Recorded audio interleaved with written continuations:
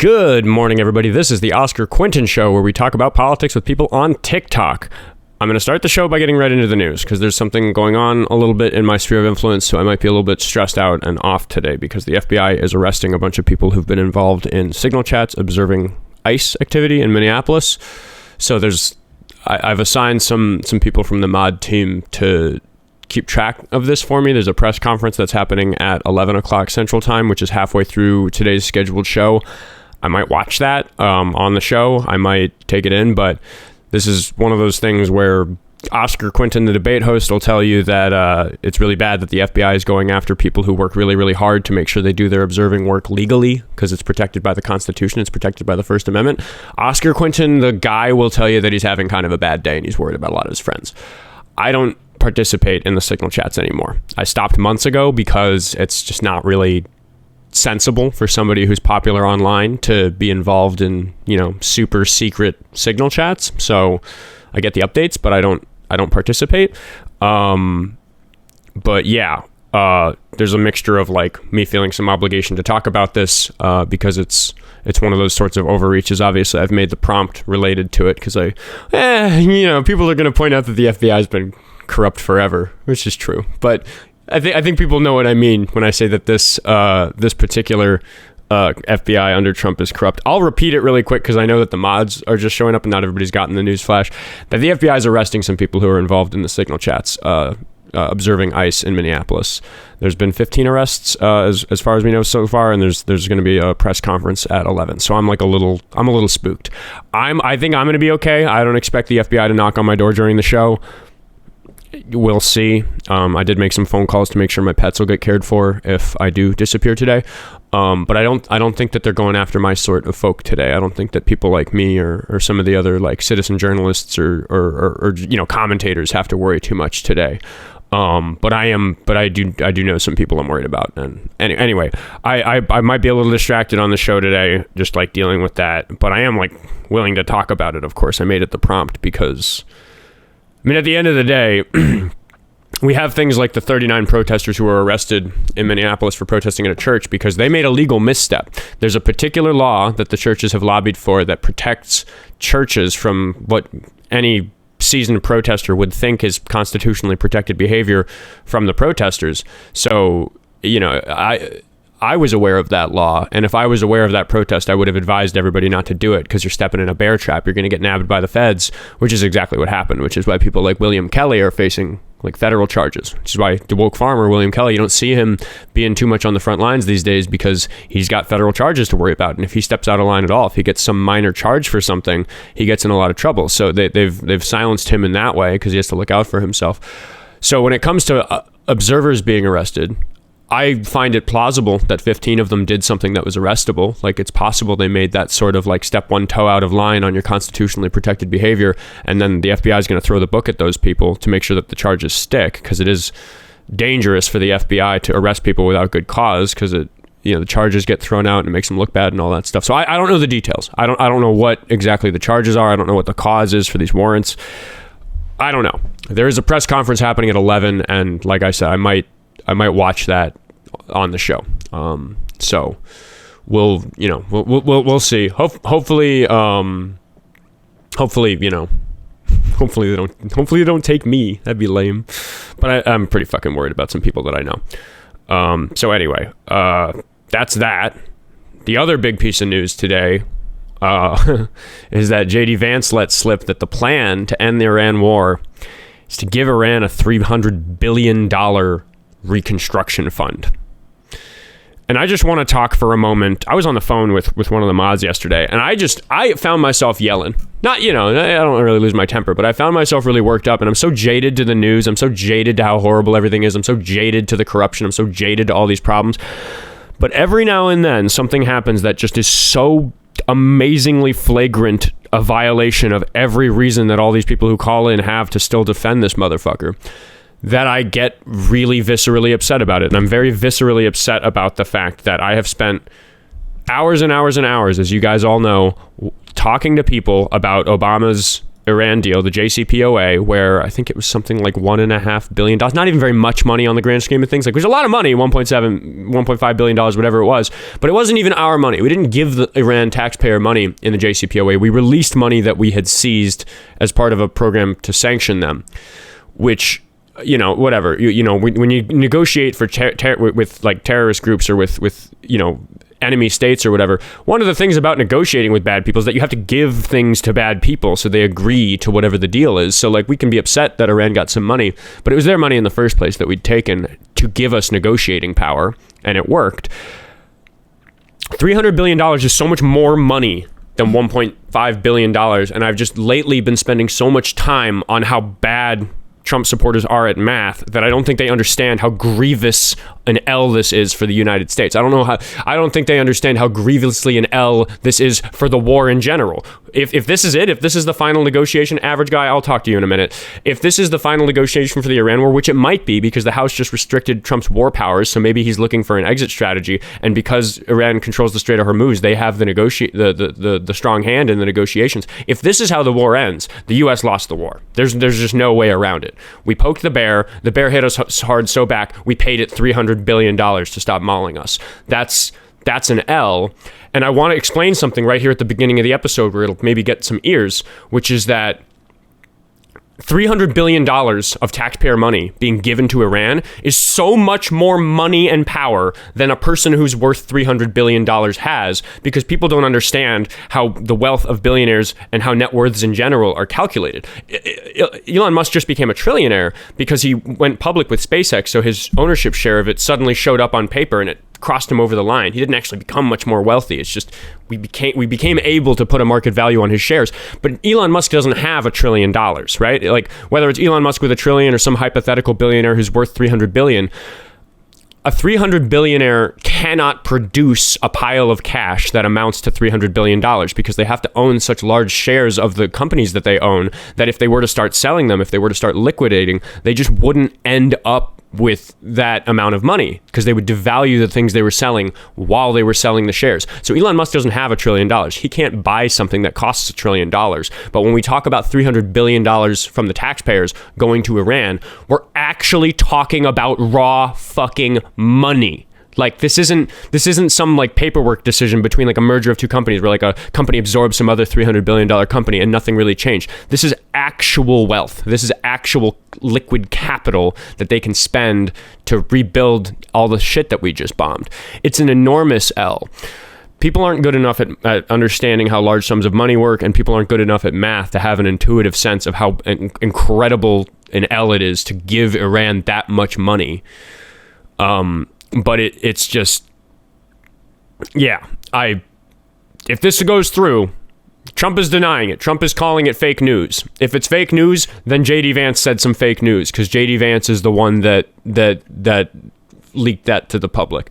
So I am mad about two things today. I'm mad about some ICE observers being arrested, and maybe we'll have some calls where we talk about whether or not what they're doing is illegal in the first place, because I know Republicans seem to think that observing law enforcement is illegal for some reason, or being noisy around law enforcement is illegal for some reason, or that if one person stands in the street illegally, it means that every person who's observed law enforcement is illegal, whatever. But I cannot wait for the mental gymnastics that are going to be used to defend Trump giving $300 billion to Iran after costing thousands of people their lives, after costing American servicemen their lives, after downing some of our aircraft, after expending some of our armament that we have to protect ourselves against greater threats on the global stage. All this terrible stuff that's happened because he threw away a deal that cost 100 times less. 100 times less, and the money that it was 100 times less wasn't even our money to begin with, because it was sanctioned money from Iran that we gave back to them. I'm livid. I'm so fucking jaded to all of this shit that I don't get livid very often. It's not so often that Trump does something that's so out of bounds, corrupt and horrible and awful, and clearly a demonstration that he's unfit to lead, that I think it's uncharacteristic of him, because he does that type of shit every day. But this is a big one. This is a big one. This is a real big one.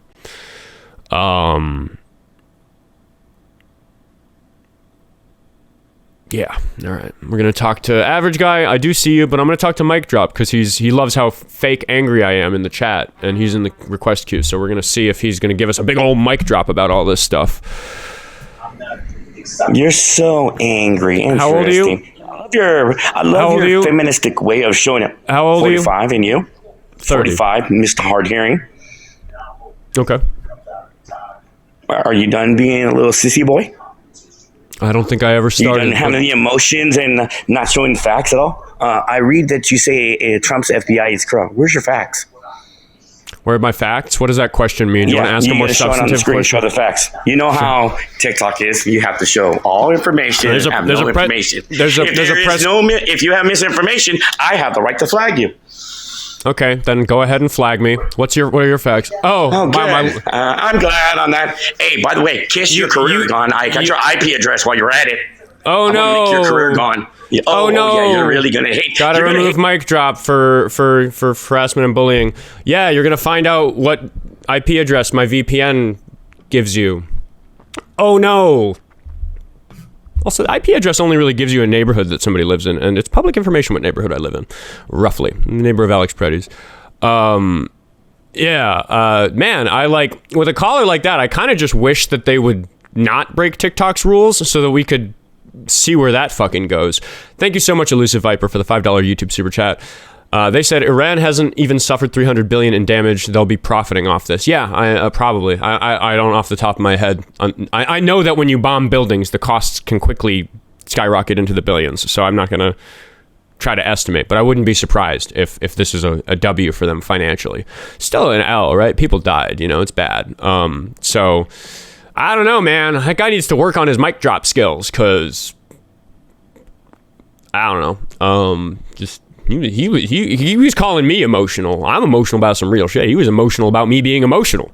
He was like second level emotional. He was meta emotional. He was he-emotional, as the chat pointed out. We're going to see what Average Guy wants to talk about today. I don't know if I'm in a fucking mood for Average Guy today. Like I said, I'm in a bad mood today because my friends are in danger, so I might be a little more blasé with kicking people who I'm not about today, which is a little unusual for me. How old are you again, Average Guy? 26. What are we talking about today? Did you look into that study? You said you were going to look into it. Which one was that? Yeah. Yeah, haven't you already called back in and we already talked about it again? No, I had to leave abruptly because someone was at my front door, and then you were done debating when I got back. Yeah. We were talking about the study that inaccurately assesses the costs of illegal immigrants to the tax system. That's your claim, yeah.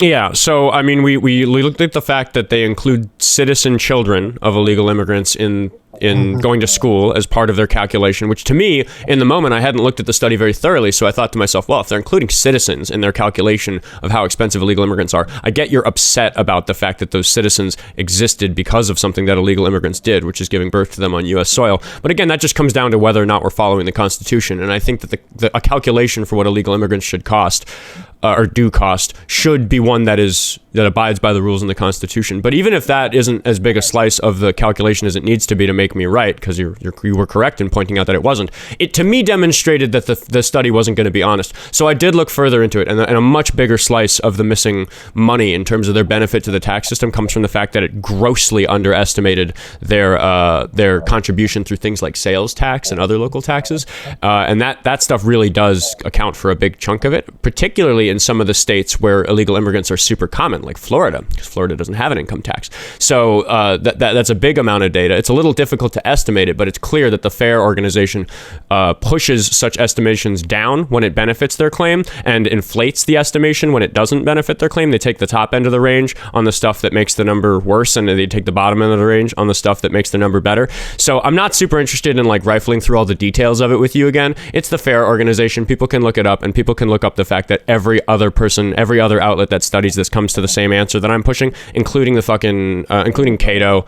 The Heritage Foundation doesn't even spread lies about this sort of thing because the math just doesn't work on the FAIR study. Yeah, so you got a lot. That's a lot to unpack there. So yeah, well, you brought me a lot to unpack. That was what happened in the first place. You showed me like a 20-page document I'm fine going through it. Well, I don't actually want to spend a huge amount of the show on it. I just gave my piece on it, and people can check that. And this has been a good episode so far, and I'm in a bad mood. I'm not interested in looking at that document for another 20 minutes. Do you have a rebuttal to any of the things that I said? Yes, of course. Okay. The first thing is when the study's methodology goes over tracking costs that are attributable. Oh, holy crap! Attributable to illegal immigration, the act of illegally immigrating here. That does include if illegal immigrants break our immigration laws and have kids, whether you agree with it or not, that is still a cost that is inherited by the taxpayer. Yeah, I already addressed that in the rebuttal I just gave. And do you think it's illegal for illegal immigrants to have a child? Do you think it's illegal for illegal immigrants to give birth? That's what you just said, if I heard you correctly. No, that's a straw man. I didn't say that they should go to jail for having children on U.S. soil. No. What I'm saying is when trying to calculate the cost of allowing 15 million people to be here, including their children, which is a direct result of... See, you did the same thing the FAIR organization does, because when you say 15 million, you're taking the highest tippy top end of the estimation in order to assess how big their costs are. But the FAIR organization is doing the sort of thing where if the number of illegal immigrants being larger hurts their case, like if we're talking about the benefits of the taxes they pay, they'll underestimate it. The number that most people use is about 12 million. Where did you get 15? No, even Pew Research doesn't go that low. Even Pew Research doesn't go that low. Pew, number of illegal... First, do you trust Pew Research? For most things, yeah. Oh, for most things. They're the gold standard of research. Tell me what they estimate the illegal... Wait, I'm sorry. Are you strawmanning my position by saying they're the gold standard of research, or are you asserting they're the gold standard of research? They're genuinely recognized as the gold standard of research. Okay. I mean, the highest number I'm seeing from them is 14 million, and we've had a lot of self-deportations in Trump. Yeah, and in that time, we've had a lot of self-deportations during Trump's current term. So, I don't know, dude. I'm just like, I'm so not interested in you like rifling through and finding the one thing that says it might be 15 million when everybody else says it's 12. Who says it's 12? Oh, God, fucking Gallup, I'm pretty sure is the one that I looked at. But again, like... these numbers, like whether or not it's 12 or 15 is not actually of great consequence to anybody's argument here. I agree. You brought it up. But my point is that you're doing the same thing that the FAIR organization does, which is you're going to take the top end of that number because it makes your argument look better. And I just don't think that that's valid to do. So normally with a regular caller who's not very good at looking at data and not really good at like bringing me sources and stuff, I would just say, 15 close enough. But I know that you're better at reading than that. I know that you are actually trying to research this. I just think you're researching it in a really biased and fucked up way, which is why I'm sticking on the point that 15 is too high. Yeah, I just don't see how you get that, because Pew Research did a very extensive study on the estimate of the legal population. They came up with 14.3 million 2 years ago, which is what you just quoted. And as we all know, we had... Where did you get 15 then? It's been 2 years since that. We've had, okay. we had a full year of almost 2 million entrants. We've had people... So you have outdated data, and you are just asserting that the amount has gone up another million in that time. What the fuck, dude? Like, again, I'm not going to have the patience for this bullshit today. Well, you're splitting hairs on the study because you don't want to get into the content of it. But what about Center of Immigration Studies? They found pretty similar numbers. Pretty similar? How similar? Again, like we can split hairs about these millions, but the fact of the matter is that the FAIR organization is like the kid on the test who got like all the answers wrong and everybody else got the answers the same, which is an argument ad populum, but it's an argument ad populum among the experts who study these sorts of things. They're just the odd man out. They're the black sheep of the people who present this data, and I find it interesting that you're sticking on their data instead of paying attention to everything else. I've been through it with you. I feel like I've refuted the study, and it's not great showtime for us to do it again. Hold on, you know I did that. I even said throw my studies out the window, and you tell me how much illegal immigrants cost, and I bet you to this day you still can't give me an answer. We have to estimate these numbers because we don't know the exact number of illegal immigrants, but we have to estimate the entire Cato study. You've spent days looking at the sources. I come back, and to this day you still have no clue what they cost yet. You'll die on the hill that they're net positive.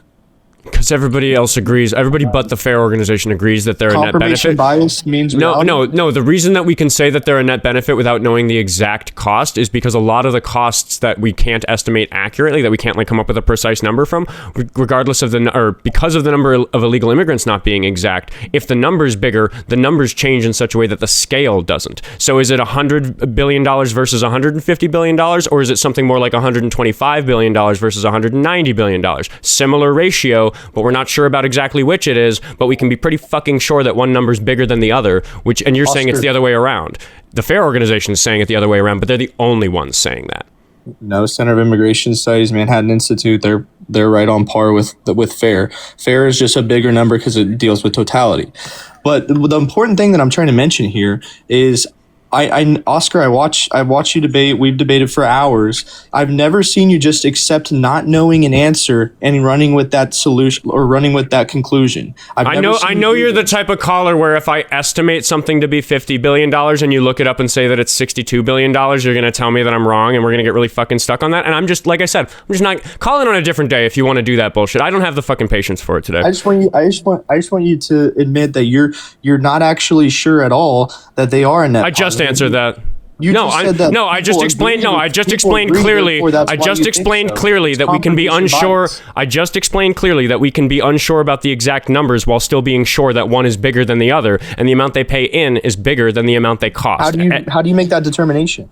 Unless you bring me a new argument, like I'm not, like you've been on what 3 times we've talked about this. I just gave my entire explanation of why I don't value FAIR's conclusion and I don't think it was fair. So like if you're just gonna sit here and because I haven't memorized every number in the calculation, I'm wrong. Fucking take your W, dude. Host, I haven't memorized every tax number to do with illegal immigrants. You must be right. The FAIR organization must be right. I'm not asking you for an exact number, Oskar. I'm just asking you where are you getting the information that they're net positive. Keep or kick. Chat, let me know. Araxis, thank you for the $3 on Cash App. What did he say? He has had this explained over a dozen times. Thank you, Araxis, for being enough of a regular viewer to know that.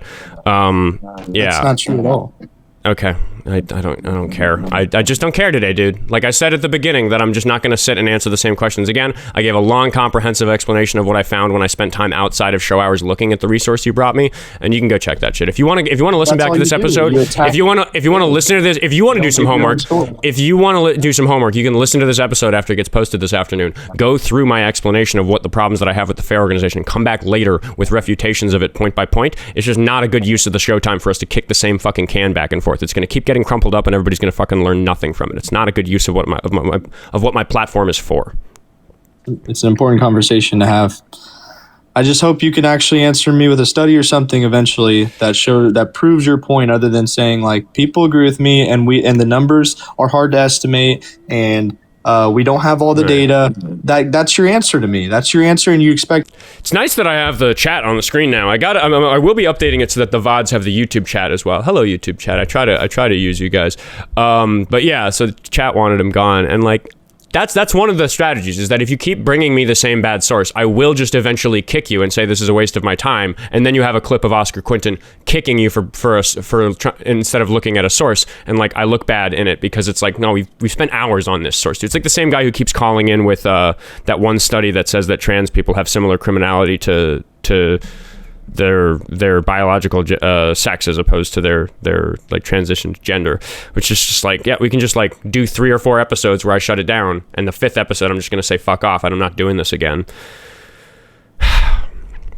And it's a really niche thing, right? Like I'll do that with Eugene Carroll. I'll talk about Eugene Carroll. Sometimes I get sick of Eugene Carroll when it comes up 5 times a day for 2 weeks straight, and I've like kicked it in that kicked the topic in that sense. But that's like a big thing that affects everybody, that everybody understands. It's a criminal or a civil litigation against the president that should have been a criminal case, but it wasn't because of a statute of limitations. Like that's different than this one guy's one bad source that says he's right about something that like the rest of the sphere of discourse, even people on the right who are sensible, like you can find nonsense on Fox News, but most right-leaning organizations will admit that I just happen to be right about this particular fucking math problem. They'll point to crime, they'll point to whatever, fraud or something is the reason that illegal immigrants are expensive, because they just know that it's not mathematically true that they're expensive to the tax system. Somebody in the chat asked why so aggro. I started the show with an explanation, but I'll give it probably a couple times throughout the show.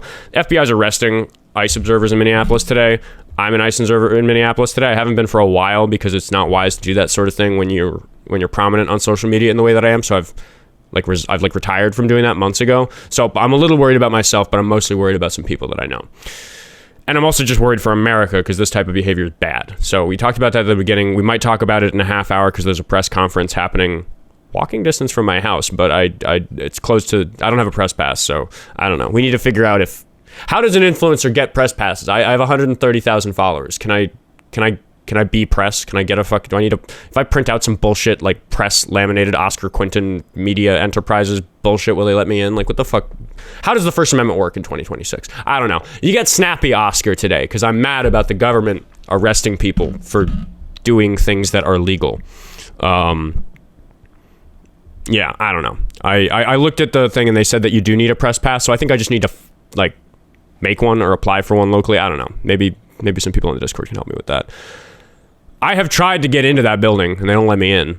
It happened for the Amy Bach sentencing. Like, Nick Shirley got in. I didn't. I don't know. Just fucking... I will apply for one locally. I gotta prioritize that. We're gonna talk to Shadow after I remind everybody that if you like Pissy Oscar, you get Pissy Oscar about once a week here on the Oskar Quentin Show, and you get him today. If you like Pissy Oscar, and maybe the episodes where it's not Pissy Oscar, you can go to the link tree in my bio and follow me on all the other platforms. I'm going to thank Mike Stevens. He sent me $2 on Venmo. He said, I make money from Trump's presidency. Explains why he supports him, kind of, but doesn't address what the other costs are for other people. Voting is more than asking what benefits him personally. Why is it harder to consider other people? I'm not even sure if you were talking about the previous guest or like a guest we had yesterday who was making a lot of money on the stock market because of Trump. Yeah, if you're making a buck off of bad things happening to the country, you can go fuck yourself. Carter sent me $5 on Venmo to ask, what's your thoughts about the White House event and the fighters' comments about Michelle Obama? Love the show. He said live the show, live the show, but I think he meant love the show. Appreciate you, Carter. Yeah, I think that the White House event was trashy. Like, holding a trashy sporting event, like, right next to the demolished East Wing. It's just a sign of the times. The comments about about Obama's wife, Michelle, lame. Not cool, but we're not.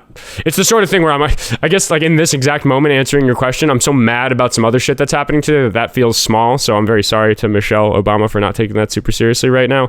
It is just the sort of thing that to me is like, yeah, the masks are coming off, right? Like people are able to say these horrible things about people now in a way that's a little, we're regressing on that a little bit.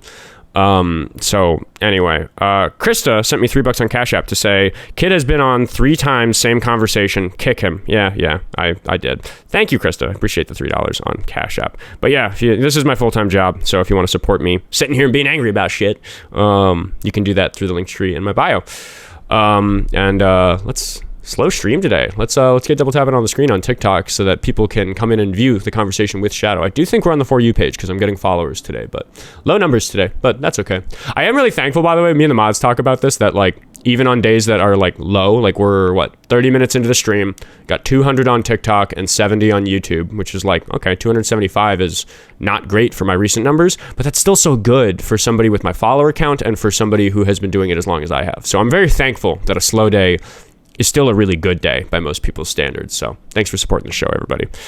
We're going to talk to Shadow. We're going to see what he or she wants to talk about. How old are you? 43. How old are you? 30. Did you really just believe that nonsense you just spewed? Which nonsense? What did I say that was nonsense?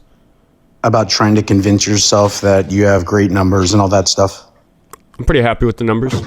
It is true that I'm happy with the numbers. Do you not believe me?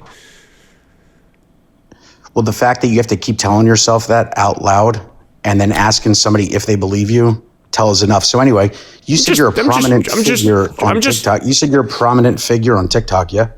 More prominent than the average person, I think would be fair to say. But was this statement, you're a prominent figure on TikTok? I don't remember the exact wording that I used, and I think whether or not a person is a prominent figure on TikTok is really subjective. I don't think most people have 10,000 followers on TikTok. Got way more followers on Instagram, but I don't think you care. So I don't think if you're so prominent, then how come you can't get press credentials? Because I don't think that mainstream media and the courthouse in downtown Minneapolis have a respect for the reach that people like me have compared to traditional media, and I think that that's kind of annoying. Reach? So what's the last charity you donated to? What does that have to do with reach? What was the last charity you donated to? There are some food charities that I've donated labor to locally. I haven't made financial contributions since I was wealthier a few years ago. Okay, so you're not wealthy, but you're prominent. You don't donate monetarily, but yet you accept donos from people who are working. A lot of people like what I'm doing so much. They think I'm doing such good that they consider it like charitable to give me money so that I can keep doing this. I get it. So what is it, like $2 here, $5 there? It pays the bills. So like you're well under minimum wage then when you take it hour for hour, because what are you on here? Probably 20 hours a day? I do 2 hours a day, and I'm making better hourly given all the labor, like editing and all that stuff, like managing. I treat it like a 9 to 5. I get prepping for the show at 9 o'clock. Show goes on at 10. I'm on until about 12, sometimes a little longer. And it's a good work day if I'm done with all the editing for all the clips and all the social media management by 5 p.m. So I'm treating it like a daily 9 to 5. So I work a 9 to 5, 7 days a week. And the hourly is more than I was making at the job I quit to do this. That's cool. So you can work for 2 hours, get enough donos to... Sorry, how many hours are there from 9 to 5? How many hours are there? So you said you go live stream for 2 hours? Yep, that's a part of the workload of this show is producing. So are you getting donos while you're editing? From here, let's use the industry terms. From 9 to 10 is... Are you getting donos while you're editing? Yeah. Donations come in from people who watch After the Fact. Let's just be clear. Let's use the industry terms because it seems you really care. It seems you really care about the technical analysis of this. From 9 to 10 a.m., that's pre-production. From 9 to 10, that's pre-production. And then from 10 to 12, that's production. And then from 10 to 5-ish, whenever I'm done, that's post-production. And the entire workload is about 8 hours a day. And all 8 hours, people are just sending you donos all day? Sometimes they come in while I'm sleeping. Yeah, I mean, that's pretty cool. Do you talk to anyone that's not American up there? Or do they have to be American? Generally, I keep it to American Trump supporters for the first 90 minutes of the show. And then in the last hour, or last half hour, I get pretty loose on what I allow. So yeah, I'm interested in other people's perspectives. But in terms of making sure that the show stays successful, I try to keep it to somewhat oppositional conversations for the first chunk of the show. Just helps with the engagement and stuff. So if I was in Australia at your 90 minutes and I sent you Australian currency, would you accept it or would you give it back to me? I would accept it. Why? But you wouldn't let me come up on your show for 90 minutes, the first 90 minutes if I sent you money? Most of the people who send me money are not allowed to come up on my show. They get a message read. So for example, so here's an example. Dale Earnhardt on YouTube Super Chat just sent me $10. He said, "Great work, brother. Get them MAGA traders." So I read his message out to you. But if he said, "Hey, can I come on the show?" I would say, "No, it's not friendly time yet. Please call in after 11:30 Central Time." And then depending on the queue and depending on what exactly is happening in the show, he'd have a pretty good shot. I think most people who want to come up for a few minutes on friendly time get to. That's how it works. So no, he's not allowed to come up on the show, nor would somebody from Australia necessarily just because they sent me some Australian money. But, if it was friendly time and I didn't have something else going on the show that I felt was more important, sure, I like filling airtime at the end of the show by hearing what people... Sometimes it's people just being nice to me. Sometimes it's people with just questions that they want to know my perspective on something. Sometimes they just want to share some information or expertise they have on something. Like lots of different, diverse stuff happens during friendly time. And that's not interesting to most of my viewers. So I just put it at the end of the episode so the people who want to stay for it can. That's how I run the show. For Linda in the chat, things come in all shapes and sizes. You should pay more attention. So anyway, why is the FBI corrupt? What's the FBI stand for, Oskar? The Federal Bureau of Investigation. Okay, cool. So what is it that they did that was corrupt? I'm just upset about the unnecessary investigations of people who are doing constitutionally protected behavior, investigating ICE agents and observing ICE agents. So are you mad with ICE or are you mad with the FBI? Both. I actually have a sign behind me that says "fuck ICE" on it, and then this one up here is noting that the FBI is corrupt. So both. Well, clearly I can read the one sign there. Yeah, but you referenced ICE when I asked you about the FBI. So I referenced people observing ICE and then being unnecessarily investigated by the FBI for it. That's what I said. Okay. So do you think that it's corrupt to intercept explosive drones that could potentially take out thousands of people? Are you going to make the argument that because something that the FBI did wasn't corrupt, that means that nothing they did is corrupt? I asked you a simple question. No, I don't think that's a corrupt thing to do. Are you going to suggest because that's not a corrupt thing to do that they therefore don't do anything that's corrupt? Oh, Did Canadian. I say that? Well, I'm asked. I answered your question, and then I asked why you. I'm suggesting I think I know why you asked your question. I think it's leading to a bad argument. Am I right about the argument that it's leading to? Do you know the old acronym, why you don't assume? Because you make an ass out of you and me, and it's a lot of asses on this show. And if I'm an asshole for talking to you, that's great. I'm an asshole for money. Who cares? No, I'm not up here to get my feelings hurt. Right over your head. You assumed one thing and you were completely wrong. Okay. So just don't assume, that's all. Okay. So why are they corrupt? I already answered that. I gave an example of one thing. That was a very ambiguous statement. What is it that they're doing that is corrupt? Arresting people who legally observe ICE agents. Today, there's a bunch of corrupt stuff they do, but I already answered that. You just didn't engage with it. You didn't want to talk about it, so I don't know. I have a hard time taking the conversation seriously. They're having a press conference. You can't trust me, bro. They're having a press conference about it in 25 minutes. We might watch it live on the show. I mentioned that at the beginning of the episode. It's not like a trust me, bro, that this is happening. This is a local news story that is affecting me and my community right now today. This is what I woke up and dealt with. I was on the phone with some people who are involved in it before the show went live. Like, what do you want? How's it affecting you? I have been a legal ICE observer. So the thing that these people are being arrested for is something that I've done. So by just standing there, they're being arrested. So if you walked outside right now near an ICE officer, you'd be arrested? This is a breaking story. And again, you're kind of alluding to bad arguments because I didn't say that every single ICE observer has been arrested. I'm not saying that they're arresting every single ICE observer because you're pointing out that you could find a counterexample of somebody going out and doing some ICE observations and not being arrested. I ask for the relevance because it's not a matter of them arresting every single ICE observer. It's that it's 15 arrests at least by 10 o'clock, 35 minutes ago when I last checked it before I started the show. It's a breaking story. So I don't have all the details. Mm-hmm. Okay, so I have this right. You're just making random statements that you don't have anything to back up on. You can't get into the press conference because you don't have the credentials. However, you're prominent, I understand. So you're telling me that FBI agents are waiting on the sidelines for an ICE agent to say, FBI, come arrest him. He's observing. No, that's not what's happening. They aren't catching them in the act. They are they're going to their homes with warrants. Okay, and what is the warrant for? It's a breaking story. I'm just reporting the information as I get it. I don't know. There's a press conference about this in 25 minutes. Okay, well, I want to know about the breaking story. That's what I'm asking you. I want to find the news out. No, there's a press conference about it in 24 minutes now, so you could watch it when it happens. This is a breaking story, and I don't happen to be God. I don't happen to be Laplace's demon. I don't know all the details. I'm worried about it, though. Do you believe in God? No. Well, then why would you reference him if he's not anything that you would believe in? Well, I could have said I'm not like Zeus or Harry Potter or Gandalf or something, and I think people would have gotten my point about me not having magical capabilities that give me clairvoyance about the situation. I just happen to be talking about a different fictional character, God. Yeah, I often reference things that I don't believe in or stand for as well to make a point to others. I don't believe... Okay, whatever. I'm going to take a moment to thank the donors. Lots of donations have been coming in during the call. Canadian Vicky over on YouTube. Yeah, go ahead. Canadian Vicky sent me some Canadian money, some $3 Canadian to say I've sent money and been on the show talking about Alberta. Because, there's some interesting separatist stuff happening up in Alberta, and Canadian Vicky has come on the show during friendly time and discussed it with me. So it wasn't an Australian, but that the sort of thing you described is literally a thing that happens.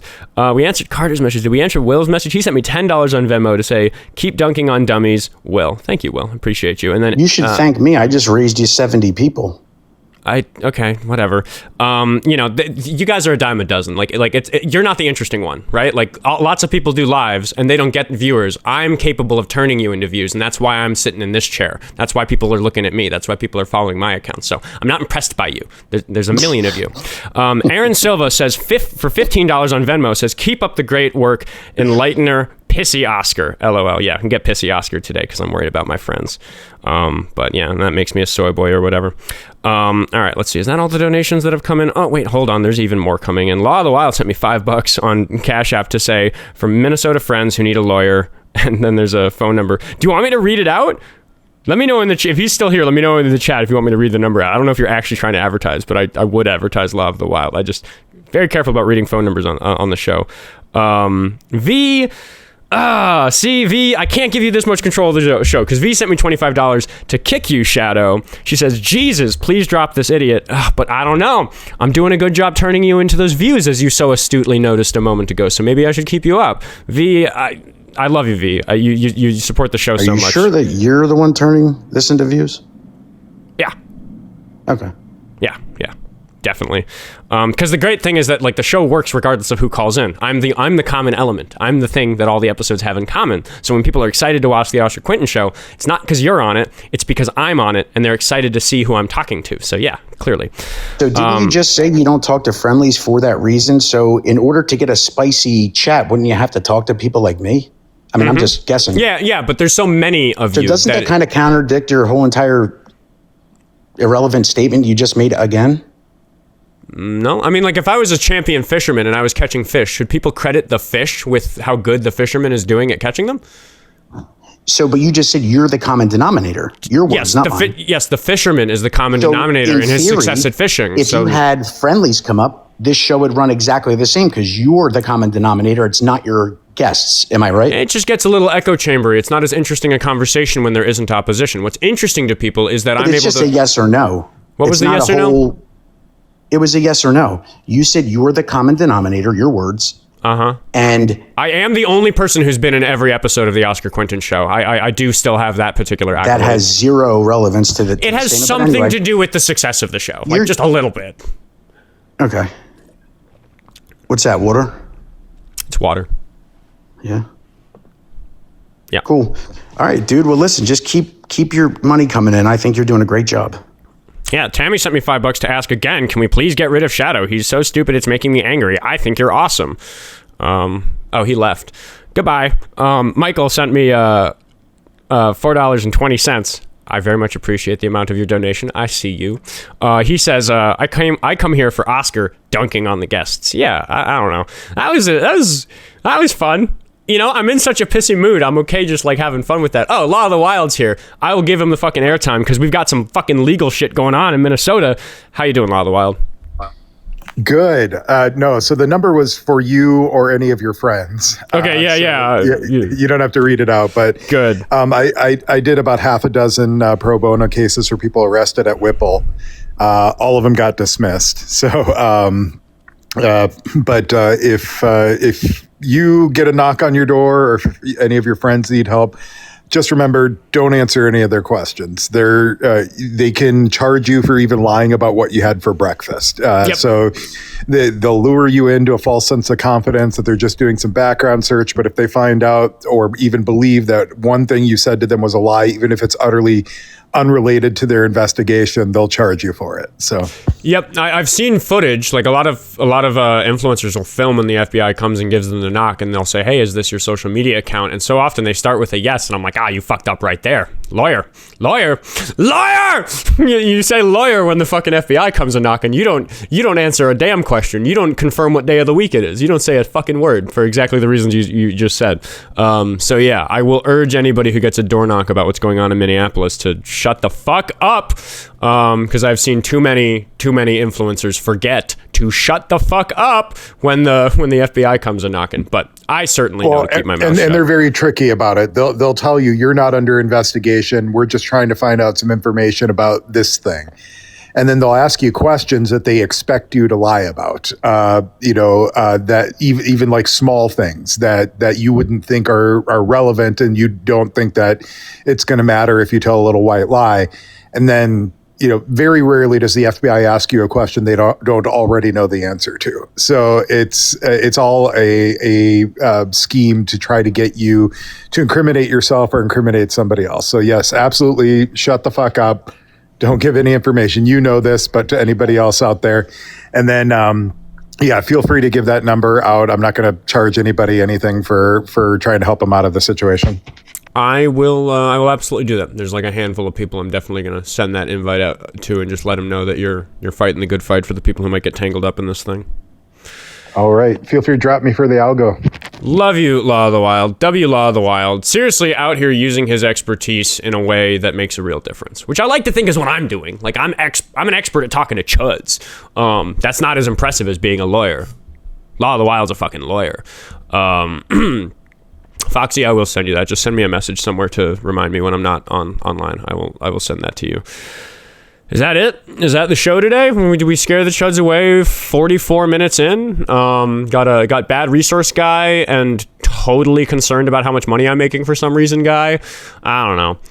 That thing he said about like making minimum wage, like I did work the show for like $1 an hour for like months, like 2 months. And then over the course of another couple months, I really like did the grinding to get it like round about that $20 an hour it needed to be for it to be in terms of all the labor included, not just the show time. He wanted to really focus on the show time, the 2 hours a day thing. Oskar only works for 2 hours a day. Yeah, I wish. But it was really grueling working my full, like my, I didn't have a full-time job that paid all my bills. I had 2 part-time jobs and a bunch of side gigs that paid my bills. It was really hard doing all of those things while still working 5 to 8 hours a day on this show. That was super grueling, and it was worth it because at the end of it, I was making enough money on the show that I got to quit the jobs. So I don't know. I'm not really sure what that guy's point was generally. For anybody who's, oh God, are we talking a fucking septic salad? Oh God. Oh God, what does he want? I don't have fucking patience for this dude today. How old are you, septic salad? Remind me. 40. What are we talking about today? Well, I guess to follow on to his points. What was his point? Wait, I couldn't tell. What was his point? I'll give it to you. Okay. So we as the MAGA workers should own the means of production for your business. Oh, yeah. Go fuck yourself on that nonsense. You got something else? I know. Because workers should not own the means of production because that whole system is flawed, right? You put in the work, you put in the time, you put up the upfront capital, you took all the risk, so you should be the one rewarded. That's how business works. Capitalism, yay. I mean, we happen to live in a capitalist society. I would much prefer to run the show for free and not spend any airtime like begging for gifts or engagement or whatever, but I just have to balance like what I'm trying to do with the fact that it needs to pay my bills. Now that it does pay my bills, I've actually kind of I'm a little more relaxed on it. Like I don't sit around worrying about how well the show's going to do because it does do well enough for me to keep doing it. I just don't feel the need to keep grifting so hard as I used to. Oh, and then the second point is, well, you said the FBI is corrupt because they're arresting these people, but you don't know why they're arresting the people. So, I mean, that's kind of a moot point. My opinion about the FBI investigating the Signal chats was formulated before this event today. I was upset about it when they announced it in the first place. Having participated in the Signal chats to the degree that I do, I know that we work very, very hard to make sure that we aren't doing anything illegal. And observing law enforcement is constitutionally protected behavior, not just allowable under the Constitution. It's constitutionally protected. So yeah, I've been following it generally, and I'm very concerned about it. The fact that they have been doing like borderline gray area illegal things, following ICE observers, running their license plates, which they normally need probable cause to do, and then leading them to their own homes. Like you're following an ICE agent and he drives to your house. Scary shit like that like is, like I said, a legal gray area because you're supposed to have probable cause to run somebody's license and get their address from it, but they don't because there is no probable cause for observing them. Lisa is fucking lighting up the gifts on YouTube. Thank you so much, Lisa. I appreciate you. Am I reading it right? Yeah, Lisa. I'm like new to the YouTube gifts. I haven't even gotten those yet. How nice. Thank you. Sorry. Yeah. So I think that the FBI's attack of people doing constitutionally protected behavior is bad. And the fact that they're arresting people today. I said at the beginning of the show when I laid this out that I don't know if these are 15 people who had made some kind of legal misstep or something that made it arrestable and they're having the book thrown at them. I admitted from the outset today, people watching this after the fact on YouTube know that you're sitting here talking to a guy who admitted not an hour ago that I don't know the exact circumstances about these arrests. What I told my audience is that I am personally worried because these are people that I know and I was an ICE observer. I'm not anymore because it's not something that they want you doing if you have 100,000 followers, which I do. I'm just a little worried about my friends. I'm a little worried about myself. I'm just a little worried. Well, yeah, but I mean, you're kind of the case that proves the rule that they're not necessarily corrupt because, like you said, you were being very careful not to do illegal stuff and they're not knocking on your door. So the presumption here is that probably these people that are being caught up, they did have some kind of legal misstep. Can you recognize that I am a little worried about my door getting knocked on today? Do you believe me when I say that? Yeah, I mean, you could I could see why you might be worried. I mean, you might be combing over things that you've done and questioning whether or not you did make an accidental legal. I was pretty careful, but I also worry that they might still arrest me even if I didn't make an illegal misstep, because the Department of Justice and the FBI have been weaponized against Trump's enemies, and we are very directly Trump's enemies. Well, I mean, I guess we'll have to see what they're being charged with. Yeah, we're gonna follow the story. What's your point? What are we talking about? Well, then it just, I mean, so we don't it's the Schrodinger's corruption, right? So they might just be perfectly not corrupt. Trump's FBI also, I'm confident in this. I don't need today to say that Trump's FBI is corrupt. For one thing, the FBI has been corrupt for decades, so it's kind of a moot point. It's kind of meaningless. But I'm specifically referring to how unusually corrupt Donald Trump's FBI is. These are the people who scrubbed the Epstein files. They're fucking corrupt. I have other arguments for the fact that his FBI is uniquely corrupt, even against a background of the FBI generally doing corrupt shit. All right. I mean, yeah, I haven't seen terribly. I mean, I feel like you want me to make an assertive claim that I can't defend, and you're just sitting there frustrated that I'm not doing that. Yeah, well, I mean, because I'm not aware of any particular, FBI corruption. So it was the FBI that redacted the Epstein files, right? It was FBI employees who did it. Or redactions corruption? Because of the Epstein Files Transparency Act, the exact redactions in the Epstein files are corrupt. They're a violation of the law in order to protect the people who have power over making the laws, and abusing the power that you have for personal gain, like abusing the fact that you're the seat of the executive branch and control the DOJ to make sure that the DOJ doesn't investigate you fairly. That's obvious corruption, and he's using the FBI to execute that corruption. So yes, corrupt. I think the redactions are still protected despite the Transparency Act. No, they're not. Pretty sure they are still. They're not. They've been caught red-handed redacting people who the law specifically says they can't redact. For example, there are numerous ways in which people have recognized that Donald Trump is the name being redacted, when the law specifically outlines that no matter how important a person is to the governance of the United States and their current prominence as a politician or other such figure, none of that can matter for redaction. So there are numerous ways in which Donald Trump is redacted in the Epstein files that it pokes through. People realize that the word "don't" is redacted because the redaction software can't tell the difference between Don space T and Don apostrophe T, just because of the way the software works. So they're doing blanket redactions of Donald Trump in the Epstein files, which is just one example of the numerous ways in which the redactions have been found to be obviously in violation of the law. Yeah, but I think there's constitutional protections for people who have their names redacted for various reasons. So I don't think That was the concern in the first place, that these names weren't being released for all these nebulous reasons. But to just make it very clear what the American people want, we passed a law that said, nope, when it comes to the Epstein files, these are the rules, and Trump's FBI broke those rules. Yeah, but I don't think that you can supersede constitutional protections just because you pass a law. But they're not constitutionally protected. I think there's something with their privacy and everything that, yes, there are people within those files that are constitutionally protected. Okay, so do you not understand that anybody who's involved in any legal case is exposed to having their name released through a FOIA request? What happened to those people's constitutional protections? You're making shit up, dude. It's not how it works. I'm pretty sure I'd have to go back and look, but I'm pretty sure you sure would. Yeah, I'm pretty sure that the courts have already ruled that there are constitutional protections that aren't superseded by the Transparency Act. Yeah, that's just made up. It's not true. Donald Trump is not constitutionally protected from being named in the Epstein files. That's fucking nonsense, especially in consideration of the fact that there's many times they just chose not to redact him. Well, yeah.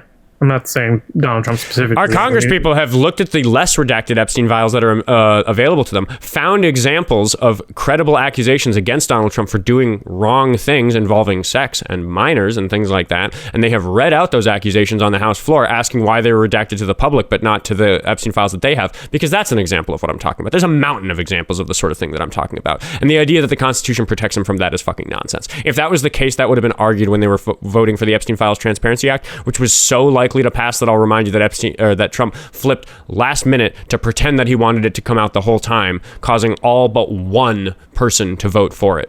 It's fucking nonsense, dude. Why do you even call me, dude? Your type of arguments don't work on me. You should waste your time talking to somebody else. I mean, we'll see what plays out with the Epstein files, but so far it's just been a big old nothing. Well, yeah, it's a big old nothing burger because they passed the law and they're not following it because the corrupt FBI that the DOJ is using to redact the Epstein files is doing it in a way that's obviously illegal and to the benefit of the people in control, which is basically the definition of corruption. Corruption, like a dictionary definition of corruption, is abusing one's position of power for personal gain, and that's the type of thing we're talking about. The people that you're talking about being constitutionally protected from being redacted are the people in charge of executing the laws that say that they're not supposed to be redacted. It's like plain as day corruption. Well, where are you getting the information that they're doing that? From the speed, I could list the exact things I just talked about. Some of these are things you can look up yourself in the publicly available Epstein files. You can also look at things like Dan Goldman showing those accusations unredacted to the public on the House floor. There's a video on his YouTube channel that I recommend you watch if you want one such example. But Lou is doing the same thing. Massey is doing the same thing. There are a bunch of politicians, and I make a point to focus on some of the red ones who are doing it, who are saying that information is there. So who's my source? Literally the debates and speeches that are happened on the floor of our Congress where they show the evidence to the public. And where did they get them? From the Epstein files that they have access to as lawmakers, because the Epstein files that they have access to are less redacted than the Epstein files that are available to the public. Well, what do you mean when you say they have access to them? Like who's storing these things? That's a big question, right? Like they have access to these computers that are physically at the Capitol building where they can log into an interface and view the Epstein files and pull these resources and have them blown up on big pieces of paper to bring out and show people.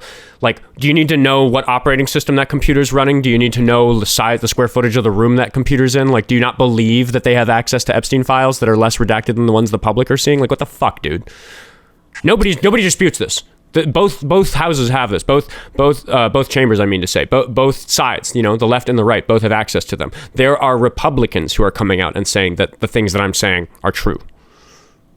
Well, yeah, it would just be a matter of like whoever is maintaining the database so these things are being stored and presumably it's FBI. It's the FBI, yeah. Yeah, and then so it's the FBI and the DOJ. What the fuck are you talking about? So any of these people who would have quote unquote access to these files, they would have to. I mean, whoever's controlling the database would be controlling what those people see, right? Yeah. Okay. And it's such a difficult, massive cover-up of 6 million files that they've done a bad job, and our lawmakers, who are only a few hundred people trying to scour 6 million files, have still found areas where they fucked it up, because a lot of the ways in which we demonstrate the corruption of the FBI and the DOJ through the Epstein files is by areas where they simply failed to do the corrupt redacting that they were trying to do. I gave an example of that earlier, which is that the word don't is often, obviously the word don't from context, but redacted because it's Don space T as far as the software happens to read it, because they're pretty fucking incompetent at using redaction software, as is shown in the sort of example I'm explaining right now. That's demonstration of corruption. Like, yeah, dude, there's so many examples of all the individual things that you're asking for that I could just sit here and keep regurgitating them. And I'm sure that you could find a way to word one of these questions such that I don't have a perfect example for it. But you are just like confidently ignoring everything I'm saying. How many different examples of the FBI being corrupt have I mentioned in the last 10 or 15 minutes? Would you care to wager an estimate? I think it's a 2-digit number. Of how many times you mentioned FBI corruption? How many times I've given an example of their corruption, of them being caught red-handed doing something corrupt. I think I've given more than 10 examples in the last 10 minutes. I mean, yeah, maybe. But you were talking about the software, that they make mistakes in the redaction software, which makes me think is like, okay, are they being corrupt, or are they just trying to get the redactions done? And it takes a long time. One of the ways in which they failed to do the redactions effectively is by not hard redacting them. So, for example, sometimes when you put a black box over text on a document, somebody can take that document and open it with a word processor and highlight the text and copy and paste it to somewhere else. Whoopsie daisies. They didn't actually bake the black box over the text. The information was still in the file, the text that's behind it, like it's a Photoshop document. So then you copy and paste out and go, oh, look at this. They tried to redact something about Donald Trump. They tried to redact something about one of Donald Trump's lawyers. They tried to redact something about a relationship that Epstein had with Mar-a-Lago or something like that. So yeah, like there's just incompetency. It's because of the incompetency that we catch them red-handed. Yeah, so incompetence versus corruption. So, I mean, if they're just trying they are so incompetent at their corruption that we are able to see that they are being corrupt because they're incompetent at covering their tracks. That's different. If I'm so incompetent at robbing a bank that I get caught, you just made a terrible argument. If I get caught robbing a bank, that demonstrates some incompetency towards bank robbing. Does that mean I didn't rob the bank? It's not that I accidentally tried to rob the bank. It's that I tried to rob the bank or successfully robbed the bank and failed through incompetence to cover my tracks. I'm talking about the tracks covering, not the crime itself. Yeah, but that's on the premise that these redactions are corrupt, which I've explained very thoroughly why they are. Yeah, they're in direct violation of the law that Donald Trump worked very hard to prevent from passing, ceremoniously for his followers pretended he wanted passed but just the night before on Truth Social. And then since the law has been passed, because it's been like 8 months or something since November 19th, I'm pretty sure the law passed and went into effect December 19th. I actually personally think they should have given them a little more time, just because 30 days is pretty short for that many documents. But that's really irrespective of the fact that they've been caught red-handed in that time doing obviously corrupt things, which you're just ignoring. Well, I don't think that the redactions are necessarily corrupt. I think there's probably a lot of reasons why they're doing them. It could be that people. We could make up all sorts of bullshit reasons. We could take every example. We could come up with every example I've mentioned in this episode and come up with some magical, coincidental, unlikely bullshit that would make it technically allowable, or even if it's not allowable, the result of incompetence instead of corruption. You could do that magical thinking. I believe in your creativity. I don't think that's a reasonable way to look at this evidence. I don't think that it's at all likely. I think the sort of preponderance of evidence that's used in any level of criminal court, any level of civil court, any level of court of public opinion, I think anybody in any of those domains would say that it's wishful thinking to say that the stars have aligned such that so many accidents happened, that's such a clear case for fraudulent corruption from Trump's government, his administration, the DOJ, and the FBI. I think that it'd be like shuffling a deck of cards twice and getting the same shuffle, which is so astronomically unlikely that if it ever happens to you, you should check yourself into a mental hospital, because it probably didn't happen. Well, I mean, even if we took out all the redactions, I don't think there'd be anything in there anyway. So it's like, what's the point of ignore every word I say and pretend that if they hadn't done all that corruption, then you'd still be right? Wishful thinking, my guy. Wishful thinking. Well, no, I mean, it just doesn't seem to be that they've, released anything in these files that even if there were names unredacted, that it would be some kind of smoking gun. Then how about the email that was sent to Jeffrey Epstein thanking him for the torture video? There's a number of crimes that happened here. It's a crime to make such a video. It's a crime to disseminate such a video. It's a crime to receive such a video and not immediately turn the person who sent it into you to the FBI. Why was the sender of that email, the recipient of the torture video from Jeffrey Epstein, why was the sender's name redacted? Wait, what torture video? The one that was sent to a mystery person whose name was redacted when he emailed Jeffrey Epstein thanking him for it, because Jeffrey Epstein's emails are in the Epstein files. Oh man, what was the content of the video? It was a torture video. We don't know the exact content. So what? Well then, the question is, why is the sender? We don't know the content of the video. Because torture is illegal to do. It's illegal to film torture. It's illegal to disseminate that content to other people, and it's illegal to receive it and not turn in the person who sent it to you. Why was the sender of that email redacted? You just claimed that there was a good reason for these people being redacted. I would like for you to use that creativity and imagination I referenced a moment ago and come up with a reason why it would be acceptable to redact that person's name. Is it reasonable to call BDSM torture? No. Why not? Because it isn't torture. Could be. You could call it that. No. The person having the things done to them in BDSM is the one who's in control. Maybe if you lived a more adventurous lifestyle offline, you'd be aware of that. Would it be reasonable for someone who's watching that to maybe use the word torture, even if it's not, the exacting definition that you're holding the standard to? No, I don't think in this context that's a good argument at all. I think that if somebody was receiving that sort of content from Jeffrey Epstein, that's exactly the reason that that the public wanted these files released. Do you actually think it's reasonable to suggest that somebody who was receiving videos that Jeffrey Epstein produced on his island or on his properties is somebody who's not of interest to the public for investigation? Would it be illegal to shoot a video of a bug being tortured? I don't know. The animal rights activists would talk about that. I don't think that bugs have phenomenology, so ethically, I actually don't personally think so. But that's not really relevant. So if that was the content of the video, then what illegal thing happened? Okay, yeah. So your solution for why this person's name is redacted is that you're proposing that the entity being tortured in the video was an insect. We don't know, so we can't assume. Wishful thinking, my guy. It's not wishful thinking. We have a lot of evidence. We have a lot of evidence of Jeffrey Epstein's properties. There's a lot of evidence that he did bad things to girls on those properties. Is there any evidence that he kept bugs? That he was just really into entomology, that he was quite the biologist, quite the naturalist. Did he have a bunch of jars and terrariums and butterfly nets and gear, vests with pockets for little specimen jars and things like that? Was he into collecting bugs, or was he into collecting underage women, underage girls, minors, children? As far as what you told me from the content of the email, it doesn't say that he produced the video himself anyway. He could have just been forwarding a video produced by a bug torturer to his entomologist friend. I mean, but it could be a million other things. They could be misusing the word torture to describe BDSM. They could be doing all kinds of things with this, and I'm sure the FBI has already investigated this. So where's their smoking gun? Oh yeah, it doesn't exist. I think the smoking gun is the sort of mental gymnastics people like yourself have to do to defend Jeffrey Epstein, and I think it's reprehensible that you're defending him at all. Tammy sent me $5 to say, I'm sorry, but this pedophile protection is making me sick. This guy shouldn't be platformed. Yeah, dude, like you are making a good case for me no longer platforming you. Did Tammy send me another $5? Can we please get rid of Shadow? Oh, that was the previous one. Yeah, Tammy's mad at the guests today. I am too, Tammy. But I don't know, dude. Like you're a pedophile protector. You're sitting here. You're working really hard to make excuses for people who ran a criminal enterprise against women and children, mostly some boys also, and you don't seem to care the fact that he's been dead for 7 years and nobody else has been caught. I'm not making an excuse for Jeffrey Epstein. Yes, you are. I asked you to come up with excuses for that email that was sent to him, and you started doing it you were like happy to do it. You're happy to suppose that his torture videos featured bugs, not children. Delusional, man. You'd have to see the videos yourself to believe it, but you're not gonna, because the government's not gonna release CSAM. You concede that it's a possibility, and that a defense lawyer might, pose that argument absent just evidence. Like shuffling a deck of cards twice in a row and getting the same shuffle. I concede that it is a logical possibility, but I think it is nonsense. I don't think it stands against the burden of proof against these people. Not at all.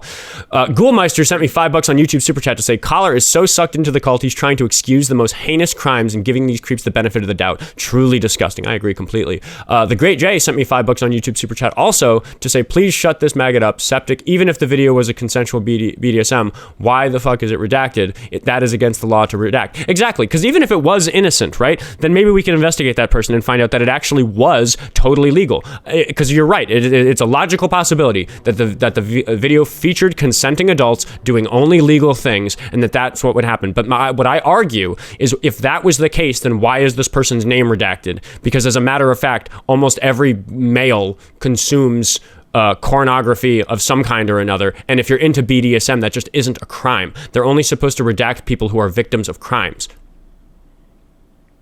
Yeah, so I don't know why specifically the FBI would redact that portion. I'm sure they've had their reasons. Like I'm sure they already investigated. Okay, let's try a different one. I like the direction that this is going. There's a photograph in the Epstein files that isn't released to the public because it features an underage person having something truly horrible happening to them. It features about 5 people all raping her at the same time, in a gang. I can't put the words next to each other on TikTok Live.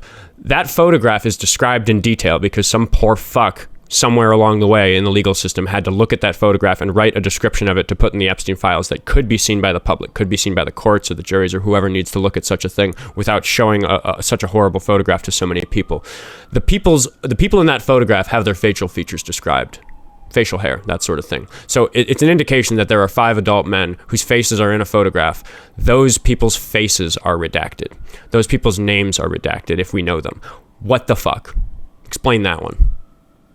That sounds like an active investigation. We don't want to tip off the people in the photo. It's been decades since most of these crimes have been committed, and because it has been decades and nothing is fucking happening, and Ghislaine's appeals were the last ones, and that's why the files were unsealed at the end of Biden's term, and then a year later forced to be released by law. It's because the investigations have gone stale. Is that really what you're going to tell that girl if she was sitting here right now? It's okay. I'm sure they're working on it. No, they're probably still looking for them, and if you were to release the photos, then the people in the photos would be aware that they're under investigation, and they'd go into hiding. So, yeah, I mean, that's how the investigation thing works. And we should just let that be the state of affairs forever. There isn't a time beyond which the investigation has gone stale enough that it would make sense to release the top half of that photograph that shows their faces and say, who are these people? Sorry, what? you want to make it harder to catch these people just because a certain amount of time has gone by? We as a matter of fact, are not catching them. There's so much evidence in the Epstein files that demonstrates that we know individuals by name who did serious wrongdoing and have been allowed to continue doing serious wrongdoing. It has been decades since the courts had those evidence. The people who were in charge of those investigations in Florida, because Mar-a-Lago was so involved in what was going on with Epstein, I'll remind you that was Pam Bondi. You know, that if we're going to talk about corruption, abusing your personal power for personal gain, let's put a lawyer with whom I've been in cahoots for over a decade in charge of the Department of Justice, and then fire her as a scapegoat when what she does is unpopular, and replace him with Todd Blanche, another lawyer with whom I'm in cahoots who protected me from an even different but also enormous crime that he committed in 2020. Like, yeah, it's such flagrant, blatant corruption. It's absolutely insane. And I think it's a disgrace that you believe that they're actually going to catch these people after all these years. After 7 years, Epstein's been dead. I want them to catch these people after all these years. I think they need to be locked up forever. And I'm hoping that they do. And I don't want them to do things that are going to make it harder to eventually catch these people. So, you know, whatever they're doing internally to... I don't believe you. I don't believe you at all. I don't think... I've talked to you a lot. I don't think you're that stupid. I think you know that your behavior is protecting pedophiles and mine isn't, and you don't care. No, I'm just... I think that you're suggesting doing dangerous things that would actually make it harder to catch these people. Gene Thompson sent me $12 on Venmo to say, Septic, you're scraping the barrel's bottom so hard your fingers are nothing but bone. You've got nothing left but a PDF apologist, but to be a PDF apologist in order to attempt to argue. Side note, much love to you, Oscar. Keep going. Thank you very much, Gene. I appreciate you. Thanks for supporting the show. Thanks for supporting the endeavor of bearing the presence of people such as Septic Salad for a living. Yeah, I just want to catch these guys, so... I don't believe you. That's horseshit. Okay, Convince me of that. Here, you want to catch these guys? I give a lot of passionate spiels about how badly I want to catch these people. It's your turn. Give a passionate spiel about how much you want to catch these people. Yeah, so I don't want to do anything that's going to impede the investigation into these people. I want to catch them, and I want to lock them up forever. I think, you know, you're... Who's he? You are very right that, you know, we can't have Ghislaine Maxwell going to prison for this, you know, this scandal that, you know, that is involving these, you know, minors that were supposedly trafficked to no one. These people do exist, and we need to find them. We need to catch them, and we need to throw away and lock them up and throw away the key. But I don't think that, like, doing stuff like you just said, releasing this image, I think that there are downstream effects that make it harder to catch these people. I've engaged in this type of analysis, and like the stuff you're talking about makes it harder to catch these people. So I'm advocating for catching them. And if they're not working hard enough to catch them, then I want them to work harder. But, you know, I don't think time, like you said, is a good enough excuse to just like do irresponsible things with this investigation. I think these investigations would be taken just as seriously today as they would have been, you know, 10, 20 years ago.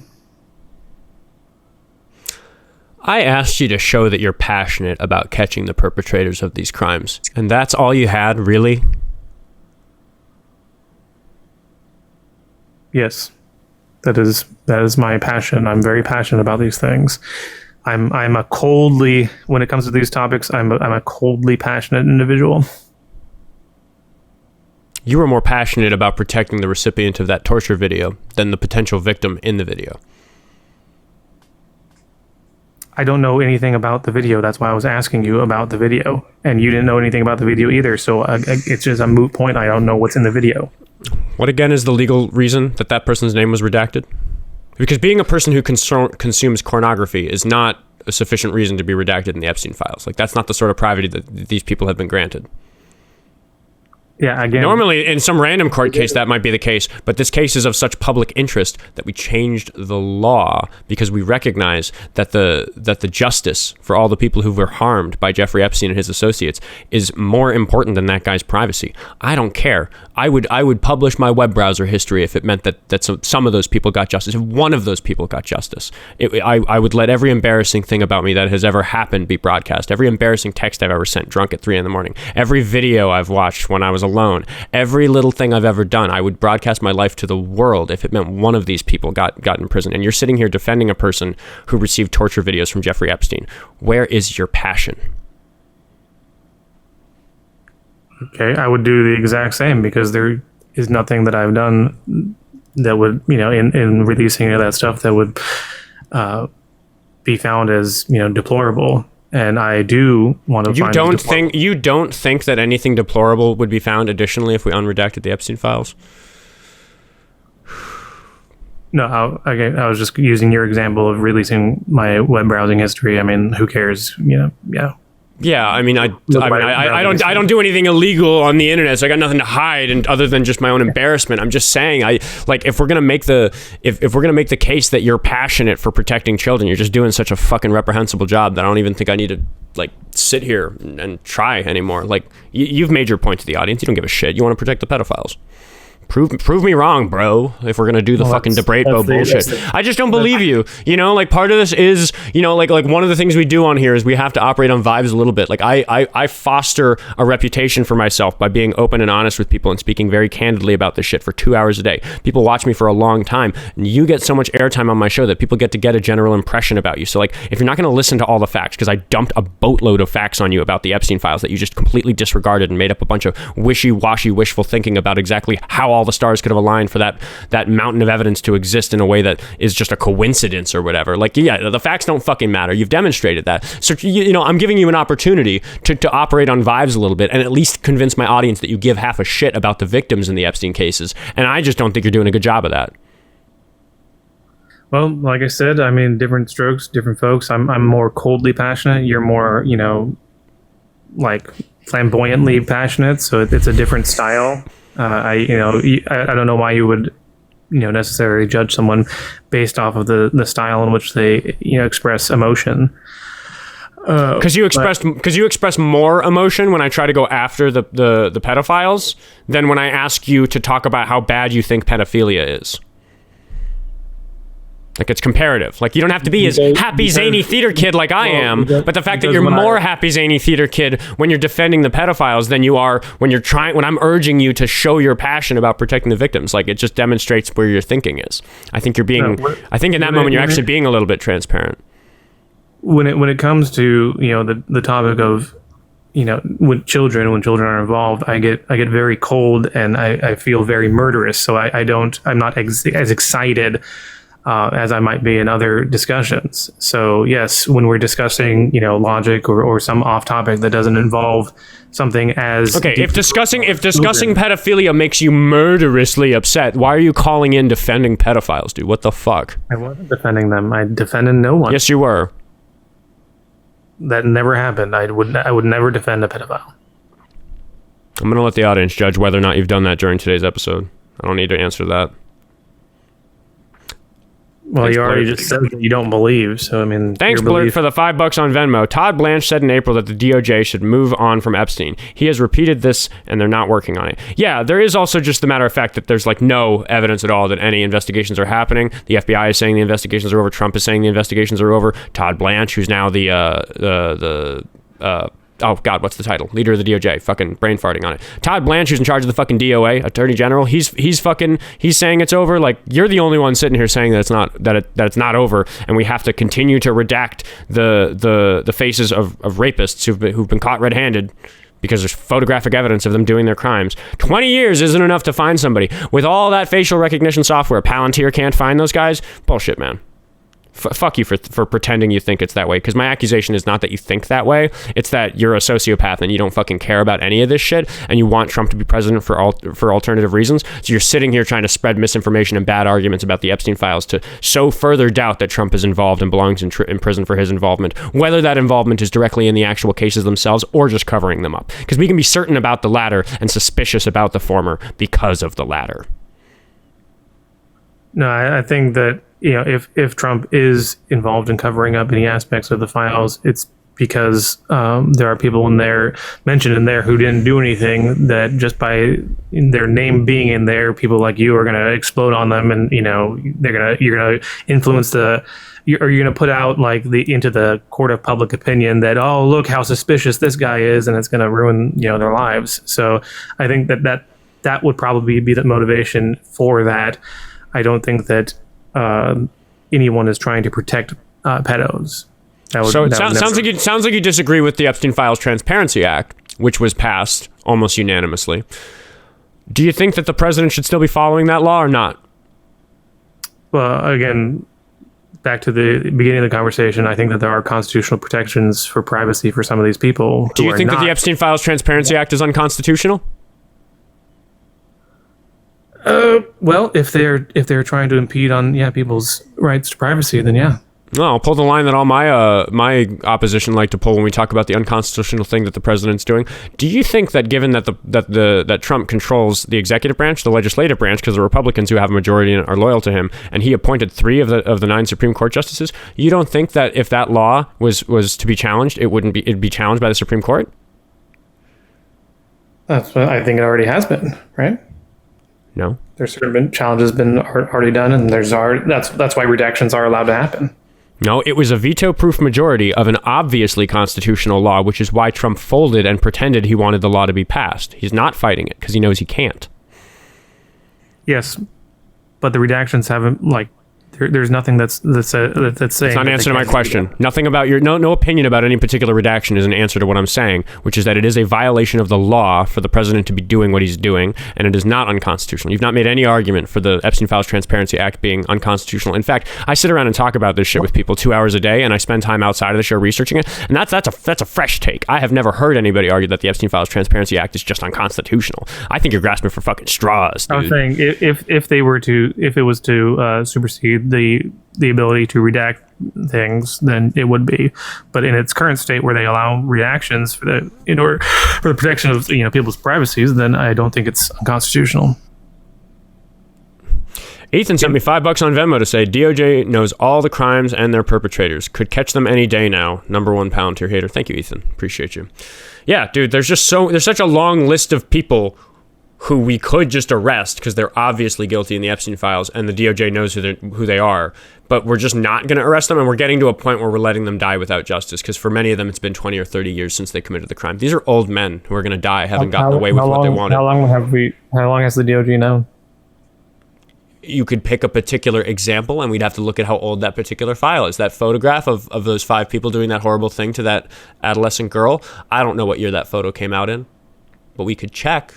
Why are you asking these questions? The point is, it has been decades since some of these crimes have been committed, since good evidence of these crimes is collected by various jurisdictions in cases that have been thrown out and otherwise covered up over the years by corrupt people such as Pam Bondi. Yes, so what you're saying is that over the past decades that the DOJ has covered this up? I'm sorry, what is your question?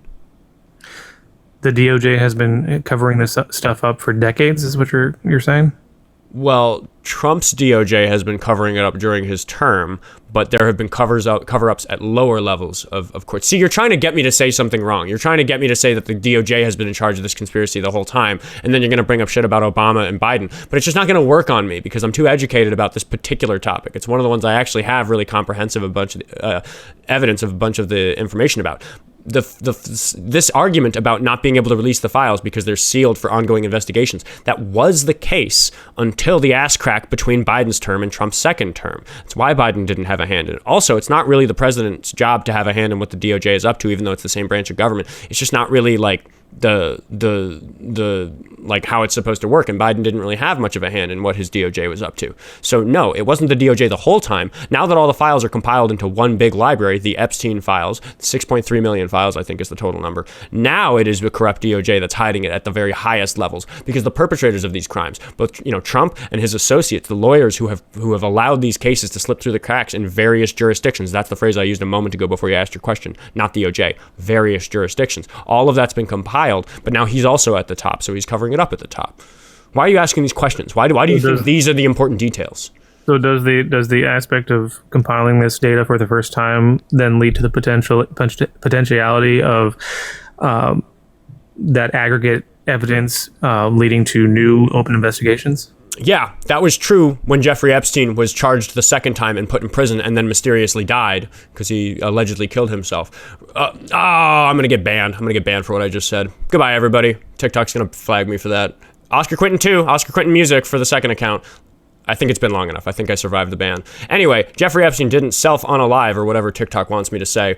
I don't think so anyway. Doesn't matter. That's a conspiracy theory. I don't have good evidence for that. My point is that was 7 fucking years ago. Why is it taking the government 7 years to catch people of whom there is photographic evidence of them doing horrible, violent things to children? Well, you said that they just compiled this data for the first time in the ass crack between Biden and Trump. No, that's not when they compiled it. That's when it was unsealed by the courts. Use your fucking ears, dude. We're talking about children who've been raped. Like, get it together. Okay, so is it possible that in that compilation and unsealing of the courts that there are active new investigations that weren't being investigated for the past decade? I don't think that I can leave the grain of salt or the grain of like benefit of the doubt that there could be 1 or 2 such investigations. I'm saying that those investigations, I would sacrifice the quality of those investigations to arrest the enormous number of people who we know to be guilty, who we just don't know who they are because their names are redacted in the files. It's been 7 years, dude. Like, what do you like? What would you tell to somebody who was raped when they were young, who's sitting here saying, "Please, please, I don't care if we don't get all the charges. I don't care if it gives them time to run. We just need these people to be known. We need to catch as many of them as we can." Oh, they're gonna run? That's a fucking good thing, because right now they're CEOs of companies. They're in charge of important shit in our world. If they had to go into hiding and we didn't catch them, that would still be an improvement over the state of affairs. What do you say to those people, dude? No, I want to get when we get these people, I want to get them for sure. I want it to be airtight. I don't want them to you're willing to catch none of them to risk not catching all of them. Why? No, what I want is to make sure that every one of these cases is airtight and there's no way that they can legally And you would sacrifice catching any of them because you're unwilling, you're so passionate that you only care if we catch all of them. The survivors themselves are begging for us to do what we can to catch some of them. Why are you going against what the survivors themselves want? I'm saying that I do want to catch some of them, but if we do catch them before, whatever investigations are concluded, the case might not be airtight enough to the point where they might get off. I don't want them to get off. I want this thing to be How do you get off when there is a photograph of you, GANGRAPING, a child? I don't know. How did O.J. Simpson get off, right? Like, I just want these cases to be so airtight that there is no possibility of them getting off. And I trust. Was there a photograph of O.J. Simpson stabbing his wife? And there was a significant amount of physical evidence. There a photograph of O.J. Simpson stabbing his wife? No. Then I don't accept your equivalency. It's the most noteworthy, probably wrong case in American history that everybody knows. Yes, the legal system is wrong sometimes. Do you really think that that is enough of a gotcha to say that we shouldn't go after the numerous, potentially hundreds of serial pedophiles that the government knows the names of? I said that we should go after them. I said that going after them is a distinctly different thing from releasing the image to the public. You see how the difference is there? I don't want the image released to the public. I want those people. I want work to be done to identify those people. We don't even have to talk specifically about that one photograph. There are so many documents like the email I talked about where there's a person who's clearly implicated for doing wrongdoing, where we know their name because there it is redacted. There's a fucking black box where the name is supposed to be, and you're just wishfully thinking. It's pure fucking cope, dude, to just say that they're fastidiously working on all these investigations and they are eventually going to catch them all. We just have to be careful and not do it. No, that's horseshit. Trump's DOJ itself is saying that they aren't investigating these people. Todd Blanche says they're not investigating these people. Donald Trump, the guy who you are on this call defending, says they're not investigating these people. He says that the Epstein files have exonerated him, which is nonsense in consideration of some of the things that I've said on this episode, but many of the things I haven't said on this episode, because there's a fucking mountain of this sort of evidence, dude. Pure cope. Wishful thinking. There's not a lot of evidence against Trump and any other stuff. But to your point about other people, yeah, I mean, if there is a mountain of evidence against these other people, then yeah, I want them to not know what's coming. I want them to not have access to these, because obviously they would know that these files are made public and they'd be combing through it. They'd get early warning signs if they saw their name in there. I don't want them to see this coming. I want the FBI to tag them and bag them without them knowing it was ever going to happen. Keep or kick chat. This is a fucking broken record. He's just saying the same thing over and over again. I think he's made his point today. Araxis sent me $3 to say 2% fraud. F them all. E-file is never enough evidence. Yeah, I don't know. It's we're gonna shut down major welfare programs because they have like super minuscule fraud rates, but we're not gonna go catch pedophiles because there's a chance we might not catch a few of them because of some legal loopholes. For fuck's sake! No, I want to go catch them, dude. Not only are we getting kicks, we're getting people wanting you to get banned. Ethan sent me is that another $5 from Ethan? DOJ knows all the crimes and their perpetrators. Could catch them any day now. Thank you, Palantir hater. I don't think they know them all. I think they know a lot of them, and it's just been too fucking long. The arguments you're making, Septic Salad, would work in like 2019. I was following the case then, and I understood the argument you're making and how it applied then, that we can't just release everything we have because it gives these people a chance to run. It gives these people a chance to cover their tracks. It gives these people a chance to hide evidence of the people with whom they co-conspired to do these crimes. It's been 7 fucking years, dude. Wipe the dust off that fucking argument and throw it in the trash. All right, well, we'll see in the next administration. We'll see what they do with it. It's the best you got. We'll see. Thank you, David, for the $10 on Venmo. He says, can guest name one suspect shown in the files? No, I don't have them. I can. Lex Wessner's one. Anyway, I don't know, man. We'll see about. I mean, people want him banned. Are we banning Septic Salad? I'll give you one more chance. You're about to get banned from the show permanently, Septic Salad. You get the last word. Convince my audience you care about the safety of women and children. I mean, I think I already did that. That's all you got? I'm coldly murderous when it comes to the protection of children, so I don't know what else to say in that regard.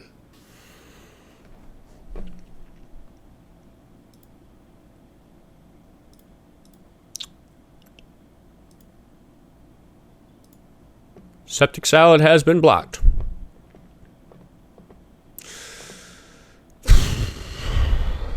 It's just, like I could keep farming him for clips, right? Like, got lots of good clips today of a guy just floundering to try to pure copium, go for the fucking Epstein files. But goodbye, Septic Salad. You're getting too much airtime for too little argumentation.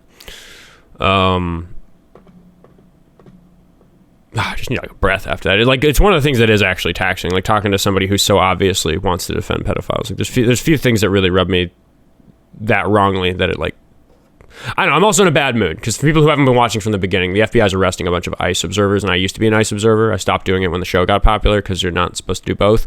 But like there's like a press conference happening right now about it that I need to watch after I finish the show in 30 minutes, and I like need to find out who got arrested and for what and like all that stuff. But yeah, Trump has weaponized the FBI against constitutionally legal behavior, which is private signal chats where we observe law enforcement. If you're a long-time Oskar Quentin follower, that's how I got my start, was making videos about chasing ice around Minneapolis. But I'm better at this, so it's what I do now. I'm going to talk to Blow Mac after I remind everybody to go to the link tree in my bio, and if you like what I'm doing, if you like the complete and utter destruction of Septic Salad that we just witnessed for his last appearance on the show. Yo, why is so many excuse me, I haven't, dude. Women, bro. I checked and like all the guys in your audience. Shut up. Young, I wasn't done talking about. That shit, the sale or whatever. That guy's following like only women, and a lot of them are really young. Why is it that a lot of your audience, your male audience, are following young women? The ship sails at midnight. That's his name. Yeah, that guy's following like 30% like underage kids, or at least that's what it looks like. What are we doing, bro? Well, if that's your audience, Oscar. Dude, I don't know what the... You're a soy boy, bro. Oscar, let's go ahead and put down the Soylent Green or the soy milk and try and grow a mustache and quit having an audience of pedophiles, all right? Have a fun day being a faggot. Blow Mac. Okay. I didn't even need to do anything for that guy to look bad. It's just another one of those. For fuck's sake. I would wager that a lot of people who watch my show follow underage people because they are themselves underage. I don't know. If anybody's following underage girls, you shouldn't be. Let's see. Guest violation warning. Guest in your live has violated the hate speech and hateful behavior policy. Repeated violations for your guest may lead to restrictions on your account access to multi-guest live features. Yeah, I usually replace the screen capture for the YouTube VOD, so I just read it out. That's the message I get when that happens. I'm going to wrap the show, guys. I'm worried about my friends today, and I don't want to reboot the stream with 27 minutes left, but if I'm going to take another caller, I do have to reboot the stream to like end it on TikTok and start it again. YouTube does make a difference for you guys. It's not worth doing with 27 minutes left. We're not going to get the viewership back, and I got editing to do today and some other shit that I need to deal with. So, that was the show today. W. Blomack for ending the show early by slur and running. Congratulations, your F-bomb was effective at getting me deplatformed for 27 minutes. I'll see you guys tomorrow at 10 a.m. Central Standard Time. Thanks very much for supporting the show, everybody. I'll hang out for another 30 seconds because I know some people like to send in end-of-stream donations, especially when I have to abort the stream for something like that. But fucking, yeah. Not having it today. Thanks, guys. I think as bad a mood as I'm in today, I think this was a good episode. I think this one was a winner. I always have that little assessment where it's like, it's just an episode, it'll go up. But this one's like, no, I got to come up with a good title thumbnail. So this one's going to be good. Gotta love Pissy Oscar. Oh my God, Tavi on YouTube Super Chat just sent me $20. He said, BS. Thank you, Tavi. I don't know. Maybe I'll hang out and talk a second. I don't know. I got shit to say, but I also should check on my friends. I'm going to do that. I'm going to go check on my friends. I'll see you guys tomorrow, 10 Central Time every day for the foreseeable future. I have no plans of taking a break, but I will at some point this summer. Guys, relax. I'm going to go camping or something. Anyway, linktree in the bio for all the things. I'll see you guys in 22 hours. Goodbye, TikTok, and goodbye, YouTube.